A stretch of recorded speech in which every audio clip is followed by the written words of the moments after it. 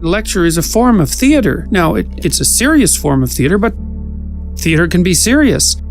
Because partly what I'm doing is I'm presenting ideas to an audience, but I'm also modeling the act of engaging with ideas. And that's the theatrical end of it. And I don't give the same talk twice. Like, I have my stories and I have my collection of things I know and I talk about, but I try to do two things. I'm always talking to specific individuals in the audience. And so I'm having a conversation with the audience. And so that's part of the dynamic element of the performance. And the other thing I'm trying to do is to further my thinking on the topics that I'm addressing. And there is a theatrical element to that. I think the closest thing really that it compares to is probably stand-up comedy.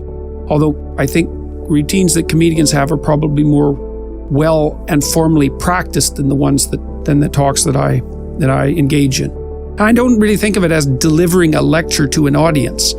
I'm trying to think about complicated things in real time with an audience there to participate and to use the audience as an indicator of whether what I'm saying is gripping and comprehensible. Take a bit of a look at yourself and think about what's not so good, that you could improve, that you should improve by your own standards, and that you would improve, and set yourself a little goal. Maybe you're not studying at all and you're at university. Maybe you're at work and you've got this stack of paper there, and you haven't looked at that damn stack for like a month, and you know that you should be.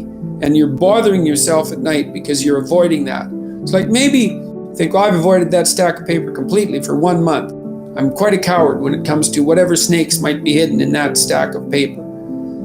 How about tomorrow I just put that stack of paper in front of me on my desk and I glance through it for 15 seconds.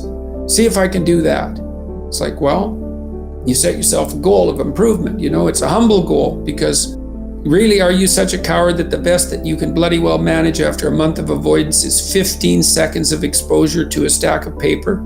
It could easily be. You've been avoiding it, so you're obviously afraid of it, and so the situation could be that dismal and dire, and you might think, well, geez, it's no balm to my ego. It's not fostering the strength of my ego to recognize in myself someone who could only withstand 15 seconds of exposure to that thing I'm afraid of. And so that's a form of humility too. It's like, there's things you could do to improve, and you know what they are. And there's small steps that you could take, that you might take, that would put you in that direction.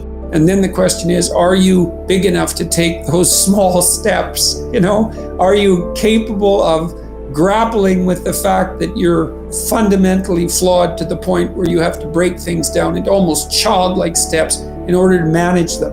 And the answer to that is, yeah, you are. And that's the lot of, I don't know if it's the lot of everyone. Most people have things they avoid, and they're afraid of. So I would say to some degree, it's the lot of everyone. People vary in the degree to which they've conquered that. And you do meet people from time to time who are extraordinarily disciplined. But most of the time they've got disciplined in exactly this manner. It's through slow incremental improvement. And then you challenge yourself. It's like, well, could I do this? That would be better. And you find out, and then you think, well, is there something slightly larger and more challenging that I could do that would be better? And you try it and you find out. And as you try it and you find out, generally you get better at it and you can take on larger and larger challenges. You have to be humble and wise enough to understand that you might have to aim pretty damn low, especially in those places where you're not functioning well. And it might be so embarrassing that you can't bring yourself to fathom that that's actually who you are. But Jung described the fool, the archetypal figure of the trickster and the fool, as the precursor to the savior, to the redeemer.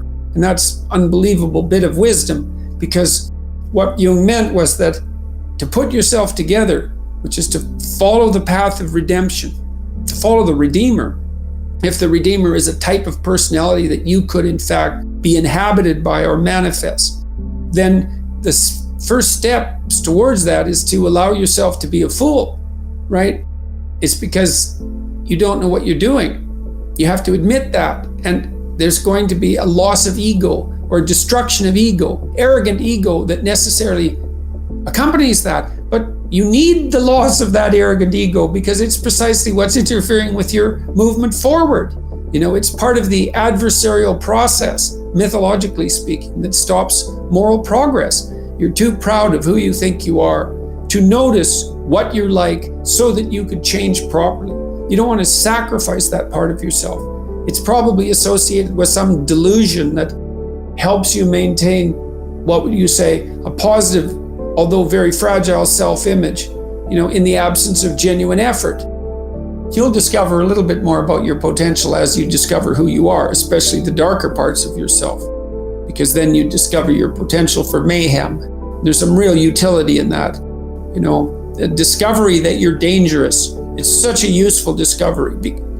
It's actually something that strengthens you, because the first thing that a realization like that can in fact produce is the ambition to incorporate that danger into a higher order personality, that dangerousness into a higher order personality. And that can make you implacable. That can make you someone who can say no when you need to say no.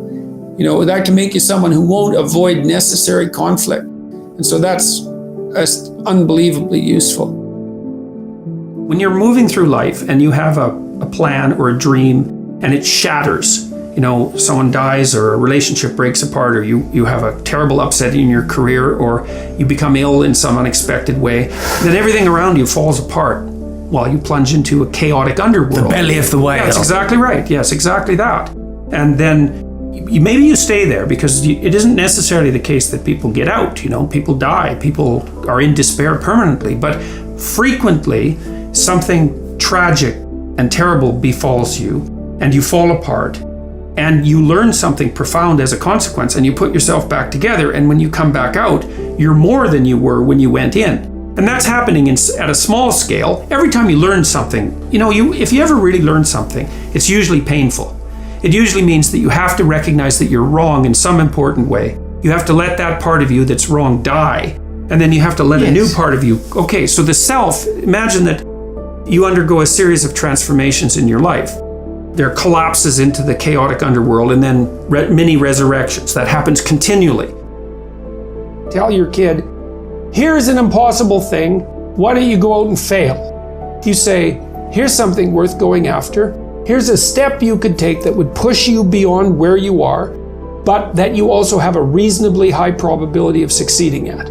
Right? They call that within a time frame. Within some time frame. That's the other thing. You have to parameterize it with regards to time frame. That's right. And that puts you in the zone of proximal development. And that's a concept that was generated by a guy named Vygotsky. He was a Russian developmental psychologist and a smart one. It's where the idea of the zone comes from, to be in the zone. Yeah. And when you're in the zone, you're expanding your skills in a manner that's intrinsically rewarding because you're succeeding. And so you want to set, if you're good to yourself, you think, okay, I need to set a goal, but I need to set a goal that someone as stupid and useless as me could probably attain if they put some effort into it. And then you've got it perfectly, because it's not so high that it's grandiose or impossible that you fail necessarily and then justify your bitterness. It's like, well, I could do well, because that happens to people. Happens all the time. Yeah, it's like, see this all the time.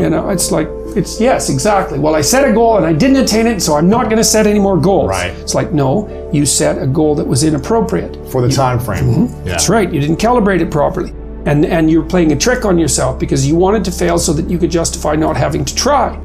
And being a victim. Mm-hmm. Yeah. Which isn't helpful. You're still going to be a victim. It's like, there's no way out of that, man. Yeah. So, because life is a challenge that in some sense can't be surmounted. So there's no way out of your problem.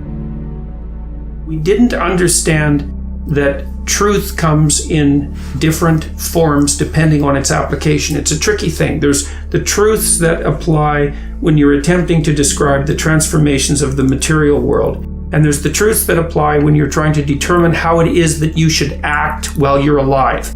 And those have to come into alignment, but they're not in alignment right now. And my sense, and this is a sense that's been developed, at least in part from reading the great psychoanalysts, is that fictional accounts, metafictional accounts, even like biblical accounts, which are mythological, are stories about how it is that people should act, not stories about what the material structure of the world is.